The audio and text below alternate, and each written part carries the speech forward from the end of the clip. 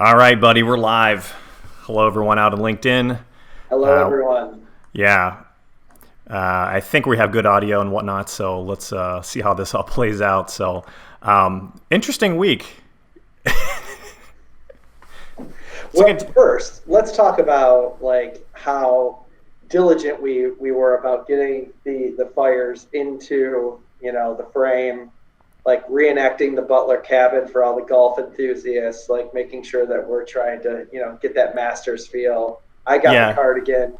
I decided to wear my standard attire because I know that's something you're always high on. Is that a fact? I always kind of dress the part no matter the situation. I expected no less. Yeah, I mean, I think the first thing you learn about kind of working from home is you got to make sure you kind of get up at the same time, get in the same routine, whatnot. So, anyways, I have pants on and I've got my slippers. I'm just trying to really look the part today. All right. So I just got the thumbs up from my engineer, who also working remote today, that the audio is coming through, so we can officially start the podcast. And this should be a fun one. We're just gonna see let the chips fall where they may here. So welcome to the Hirewell Recruiting Insights podcast. I'm your host, James Hornick, partner at Hirewell. My guest today, a good friend and colleague, one of my fellow partners at Hirewell, who leads our managed recruiting program team, Jeff Smith. So I think our first idea, just so everyone knows, is before there was an official lockdown in Illinois, you were actually going to head over here. I have all the equipment. I have all my mics set up. I've got all that kind of stuff. And then they shut the entire city down, so that didn't happen. But I think that's lesson number one: is you just got to make it happen any way you can, do the best you can with what you got. So, indeed. Well, and also, me copping to the fact that I may or may not have had a bit of a cough. Set the sensors up as well. So a cough that's lingered a dry cough that's lingered for 2 weeks. Normal? Who knows? Yeah, no fever. They can't test you. That's where we are right now. So that's right. Anyway, I'm still here. I'm here and relatively well. All right. So, all right. So everyone listening at home, we before everything got shut down, when all this kind of started, stuff kind of hit fast and heavy. Our content team actually wanted to talk about some topics related to kind of working from home, and I think that work from home in general, just everybody in the first 2 days who works from home already just flooded LinkedIn and every other channel in terms of just like their own advice on how to do it. So I don't think we need to cover like how to do work from home. I think everyone's got that down. There's been plenty said out there. But what hasn't really been covered is some of the finer points. So the things that we want to talk about, I'm referring to my notes here, so the thing that's tough is actually managing a staff. As well as something we're running into is how do you actually hire and interview people remotely? And those are some things that we need to make sure we kind of put some time into discussing, and things that I'm glad I had you along because you've actually done those things. In particular, you've managed fully remote teams in the past. It's something you've had a lot of experience with. So happy to take the conversation that way. But before we do, there are several shout outs I wanted to give. So first off, Interview Stream. I don't know if you want to talk more about this one, but they're a client of ours. And when all this broke down, these guys make remote video-based interviewing solutions. They're actually offering up one of their products, Interview on Demand, for free right now. So anybody who has a need to interview, then onboard people, and wants to keep kind of business moving as normal, check out Interview Stream. Afterwards, we'll be promoting this a little bit too. But it's a great thing they're doing in terms of like opening up one of their product lines for free. Yeah, it's interesting you bring them up as your first shout out. I had the opportunity to go over to their offices. Gosh, this feels like years ago, but it was probably 2-3 months ago, maybe right before Christmas time, holiday season, and got to talk about scorecards, things of that nature. And gosh, at that time, who would have known that that's the type of place that now that we're in this is going to obviously reap benefits from having a great product, but I think it's also going to force people to think about different ways of interviewing in the 21st century. I mean, I think that's a good thing to talk about. Yeah. We'll get into. Let me do a couple other shout outs real quick. 'Cause that kind of dovetails perfectly into one of the things I want to say. Secondly, Andrea Klender. She is the owner of the Creative Imposter Studios. You can check out thecreativeimposter.com.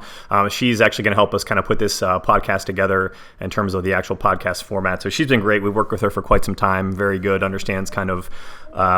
We had some early struggles with audio as we were figuring a lot of this stuff out. So she was able to help us patch stuff up. But if you're looking to get kind of into podcasting and you need some help, check out thecreativeimposter.com. Andrew's wonderful, like I said. Lastly, wanted to looks like we might have some AV problems. Whatever, it is what it is. Lastly, I think what was funny is I mentioned before, immediately all of social media got flooded with people giving their work from home advice. But I think the hardest challenge everyone has is, okay, that's great. Like, we get it. You know how to work from home because you've been doing it before. But I've got 3 kids. I've got 2 kids. Like, I got an entire family. Like, all these other people work from home. They're usually sending the kids to school. Like, how do you actually be productive? And you know me, I don't have any kids, so I can't really answer this question myself. I know you're doing the best you can. But a contact of mine on LinkedIn, this guy's great, Nathan Singer. I've been connected with him for a while. He chimes in.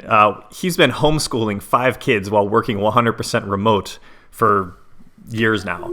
So I think he's probably the world's foremost authority on how to actually work from home with a family, full household, and lots of kids around. So he wrote a pretty interesting blog post about how he does it. And I was originally kind of going to go through some of the points. I'm realizing me reading off someone else's blog post probably isn't that interesting. But he gets pretty detailed in terms of setting boundaries and establishing routines and the things you need to do to kind of communicate things to your family just to make sure everyone's kind of understands. And obviously for him, it's probably a well-oiled machine. He's been doing it for so long. But go to Nathan Singer on LinkedIn. Check out his stories. It's one of his LinkedIn blog posts, but it's great. So if you're in that predicament, I definitely recommend you check it out. So, but let's get into it, Jeff. So back to what you were saying about Interview Stream and what those guys are doing. I think that's the first challenge and thing I found interesting about when all this happened is that there are some companies who are very provisioned and they were ready for this because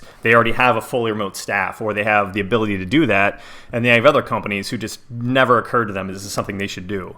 And I think that therein lies kind of the challenges. Like some companies, I think they're doing fine right now. Like no one's doing great. No one's there's some level of panic, but there's some places that are kind of operating business as usual while others who are struggling a bit. So I don't know if you have any thoughts in terms of it's a little too late right now, but if you could rewind the clock, a couple months, and you were running a company that had, really no work from home capacity, what would you be doing right now knowing something like this might be coming?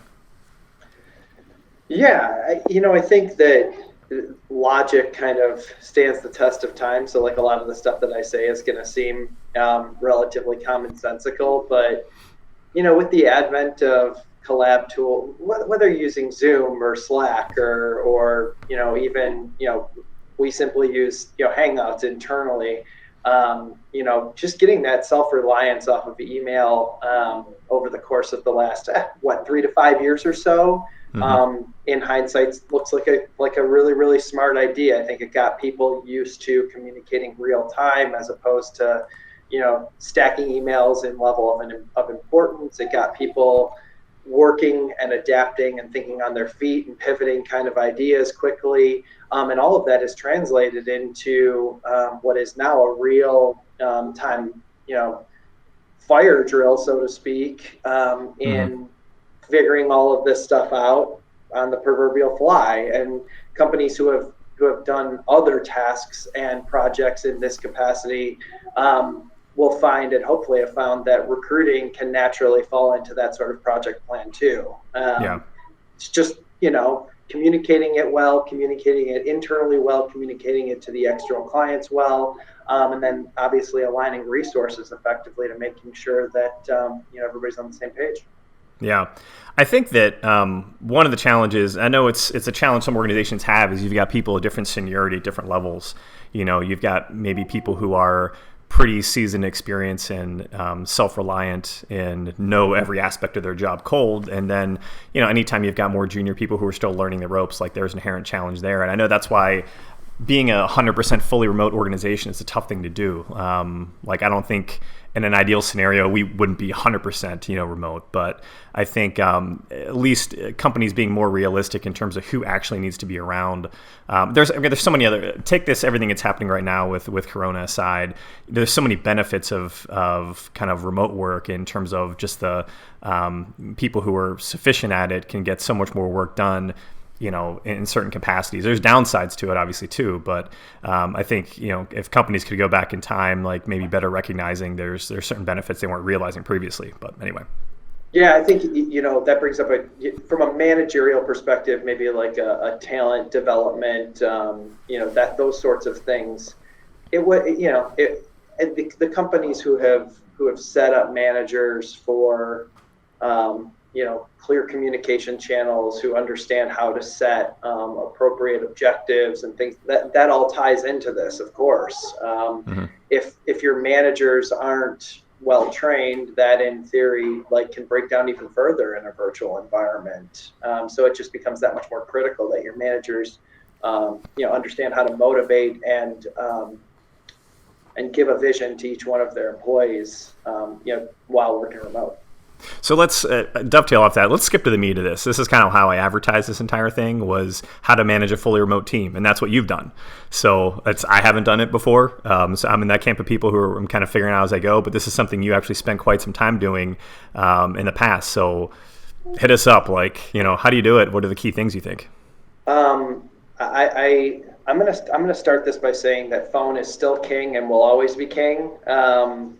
The ability and the openness and willingness to not only look at yourself and your employees and say, we've got to communicate live. We have to hear each other's voices. We have to hear each other's inflection at least once to twice a day is super important.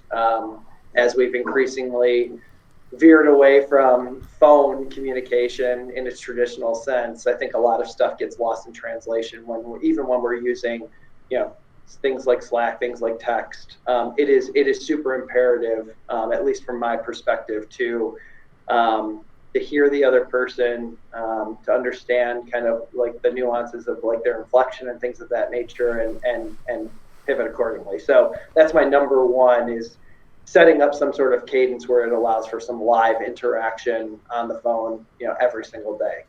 Video obviously works for that as well. Managers are going to have teams that have, very, very different sets of skill sets and different personalities. And as a manager, learning how to motivate each one of those personalities from a remote sense is kind of is 101. You've got to be able to set boundaries and set expectations, not only as a team, but then individually, so that you're playing to each one of your team members' strengths and weaknesses. So maybe you have, the perfect example is somebody who's super organized, but maybe a little bit more introverted, versus somebody who's, less organized, but much more strategic, extroverted. You want to set objectives for, the person who's task oriented and organized to keep the team up and running, keep the machine going, give them things that are repeatable, give them things that fit in their wheelhouse. And then, on the flip side of it, let the relationship building and the strategy come from the person who is best equipped at that, and set those expectations accordingly. Yeah, I think that in the things I've noticed so far, and a lot of this is just stuff that when we had this kind of content planning session, hearing the things that you were doing, it made me realize right away, okay, there's a lot of stuff I need to make sure I'm doing on a daily basis. Because when you're around people in an office, it's really easy to know that, hey, you're just going to see them, and when something comes up, you'll make sure to address it. But when things are out of sight, out of mind, you just don't know if those interactions are going to happen, and then things just go unsaid. And I think that, one of the key things is you have to always be over communicating, to the point where setting up, you have to be talking to your entire team at least once a day, maybe twice a day, live over video. I think it's been incredibly invaluable. In a lot of places they're doing, you might do that as part of your daily stand-ups. And if that's the case, make sure you kind of continue doing that. But even aside from that, making sure if you've got one-on-one time, scheduled people, make sure you're still doing it. But you're going to have to, whatever your cadence is for normal check-in, you have to do it more. It's going to have to be a higher level, just because those extra check-ins you have not planning on them actually being part of your formal kind of managerial process. Like you have to account for those things not being there anymore. So it's like a level of over communication. I don't want to say micromanagement because it's not really that, but it is just an other level of like more formal communication happening more often. Yeah, I think in summation, it's really like as a manager and a leader of a remote workforce, the ability to succinctly communicate is super important. To say things exactly how you mean them, to follow up. If you get an ambiguous answer, being able and owning your skills on asking another pointed question to get the information that you need as a manager without it coming off, to your point, as micromanagey or nitpicky, it's a very difficult skill to master. And I'm sure anybody who's watching this that has managed, I've done both. I've managed virtual and on-site workforces. I do it at Hirewell on-site and now virtual. There is no question in my mind that managing a workforce that is virtual is 10 times harder for all of those reasons that we've discussed above. Okay. I think that what else am I going to say on this one? This is not a thought I had well formulated, had notes on, but I think when you had the added level of managing a workforce, but also managing a workforce in a time like this, it just adds another level. Like I think that most of the people I talk to on a daily basis are taking it in stride, but there's so much uncertainty right now, right? There's so much, and people don't know how long this is going to last for. They don't know, depending on the industry you're on, like there's people being furloughed and whatnot. And there's, I don't think we've come anywhere, not to do a commentary on where things are with the virus itself and how much worse things could get. But there's no doubt that at some point the financial stress is going to hit certain people more than often. And just making sure that people realize that they're not in it alone, that you're there for them and that there's someone they can always talk to, I think is an important thing as well, too, because when you're isolated and panicking is one thing and having stress in your life is one thing, but when those things get amplified, when you're also isolated and by yourself all day, which a lot of people are right now. So this is a great segue. I would argue that if you're just learning how to do that now, to pull out the empathetic side and then like put yourself in the shoes of your employees just because of coronavirus, or you're already behind the game, and it's a great learning opportunity for anyone who's managing a remote workforce now. Maybe this is your first time to remember, if you are employing empathy tools in your one-on-ones, like it is important to just ask the simple question from everybody, how are you? Like it's a very powerful question, but it shouldn't just be reserved for times of crisis. I always ask, and if any of my team members are watching live, you can call me out if I haven't done this like 6 months ago. But I think, and maybe I'll have a self-awareness epiphany after this by everybody telling me I don't do this, but I try as hard as I can to make sure that everybody's well, even in good times, because you're not, again, in a virtual environment, you're not getting all of the social cues that come along with being face-to-face. So asking these pointed questions, saying things like, how is your spouse? How is your boyfriend? How is your girlfriend? How's the dog? Like, you should, in theory, know what matters to your employees. And you can uncover things that they're struggling with that, again, even in good times, like kind of affect morale and then consequently output from that person. Yeah, I think it's not even just the lack of nonverbal. I mean, I guess it's two-sided nonverbal cues, and you don't have any of that right now. So things need to be more explicit like that. So it's a good point. So if anybody on my team wants to call me out on that, I wish I could. Once again, like I still don't have the comments set up on LinkedIn Live here because like I'd have to have like a second screen. I can't. Yeah. Maybe they're lighting you up right now. I don't know. So. Let's talk more about, I guess, hard segue here. The key thing that a lot of companies are going to struggle with, hiring and interviewing right now. So one, you've got how to do the interview aspect, which I think some companies are actually pretty good at. A lot of companies do a lot of remote interviewing, but then you've got the other side of it, like onboarding people. That's completely different and maybe not something you ever thought you needed to do before. So, So again, I want to throw it out there that, Interview Stream, a client of ours, they're from the interview standpoint, check them out. They are offering their product, the Interview on Demand service. So if you're kind of at that point where you're not sure how to do a lot of the stuff, they've got your back on that point at least. But Jeff, what do you think? Like, there's companies who've been doing this for a long time. If all of a sudden you're thrust into a point where you need to start doing a virtual interview process, what pointers would you have? Well, let's start by saying that, James, you and I talked about this. I've been, not that I didn't know this, but we have a client base, fortunately, that I think, weirdly enough, has thought about all of this stuff prior. So to any companies out there that want to continue hiring and want to take this stuff as pointers, like, please know that there are already companies that have just kept going. And they've figured it out. So it is possible. And those companies tend to be more adaptive, more iterative.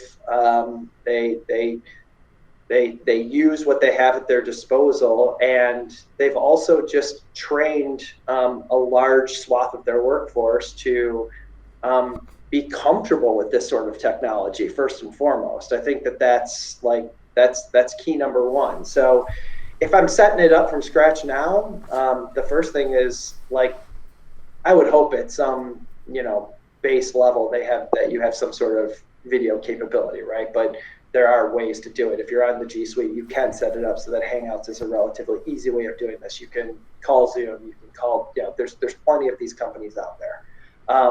But first things first, get a crash course for as many of your, at a minimum, individuals who are going to be participating in the interview process in video interviewing 101, like getting comfortable in front of the camera, figuring out how to, talk to folks, virtually, getting some test simulations involved, like just getting all of that stuff kind of situated. Secondly, and it's probably no different than if it was on site, I think it gives you an opportunity to, maybe set up panel interviewing where you're not solely leaning on one-on-one interaction. You can let somebody kind of lead a conversation, and the other individual on the interview panel is listening, and then that flip-flops, and it just allows for like a little bit more collaborative sorts of discussion, so that it isn't just two people trying to like interact in a way that may be a little unsettling for them at first. I've always been a big fan of panel interviews anyways, because I think that it allows at least one person to be intently listening at all times. So that total aside. But yeah, I mean, the other big piece is like pulling the trigger without actually meeting face to face. Like, how do you pivot so drastically from point A to point B if you're not used to it?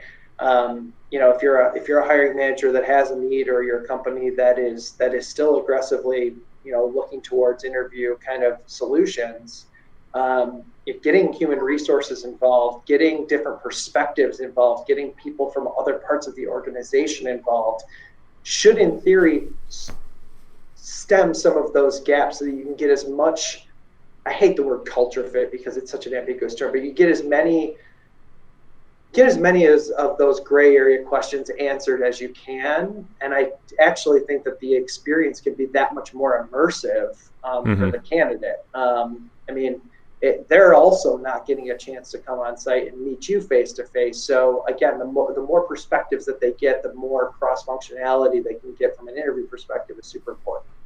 Yeah, I think that the one thing, it's not as relevant now, but I knew other companies that are remote companies. They do everything remote, and they still have some level of meeting people face to face, over coffee or at some location, or they might have.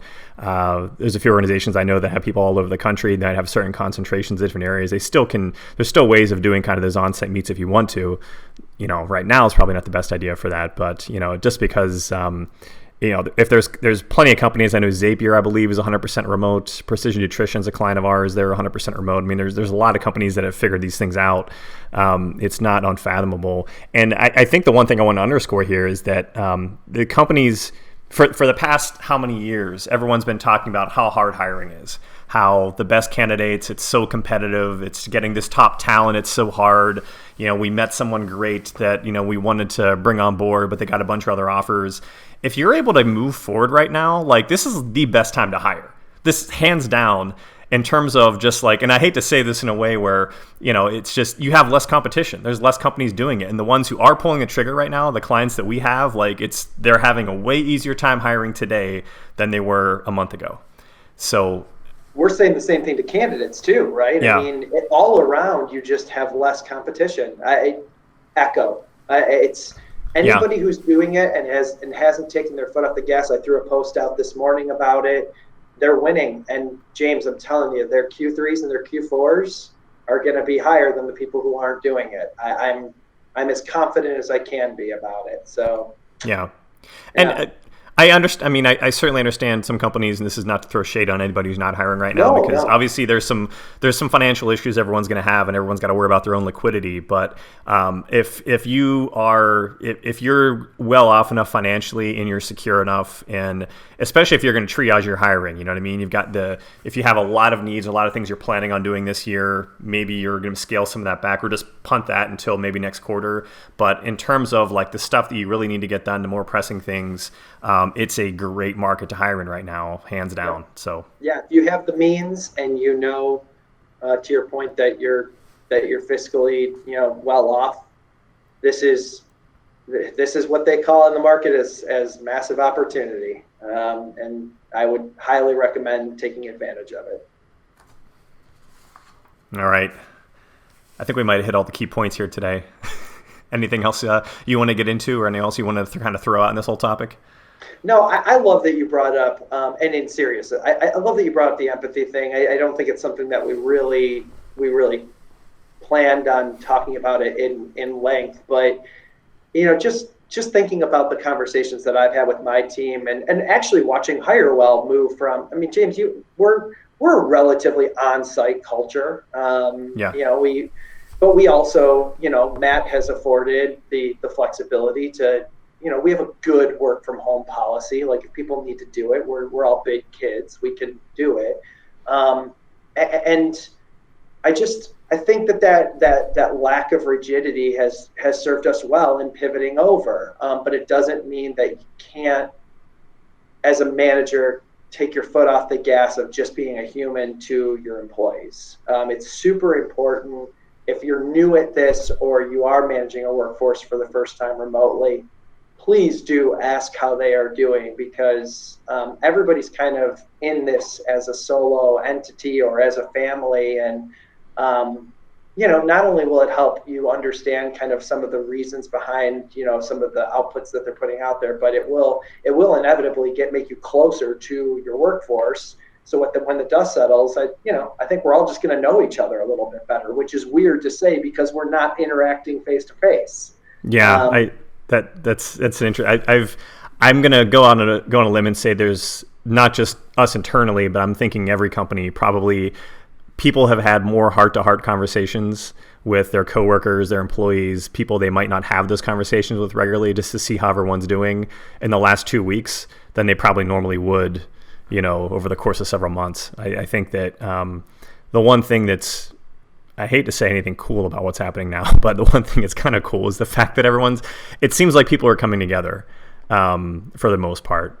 So it's obviously not a great situation, but I've been pleasantly surprised with how it hasn't been Lord of the Flies. Like, it's been a situation where I'm talking about the culture of the country in general.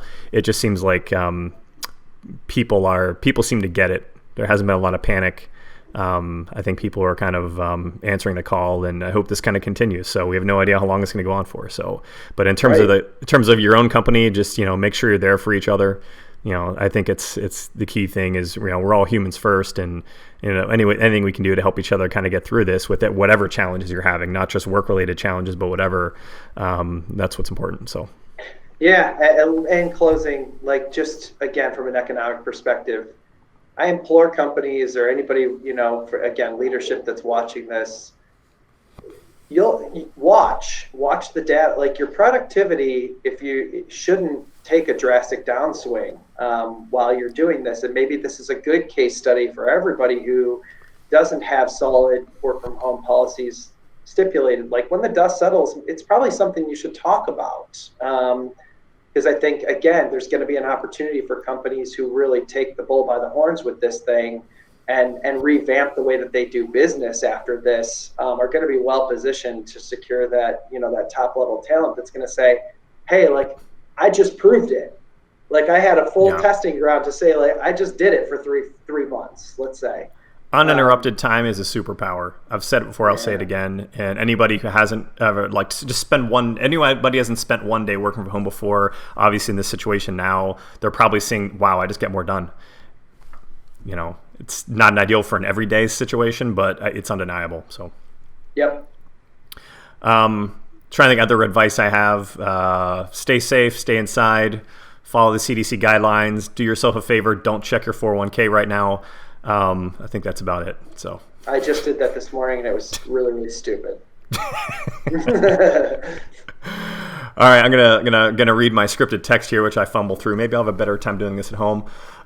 Thanks everyone for listening to Hirewell's Recruiting Insights podcast. If you like what you heard and want more insights from our recruiting experts, visit hirewell.com/recruiting-insights, and remember to subscribe to the podcast on Apple Podcast, Google Podcasts, Spotify, or YouTube.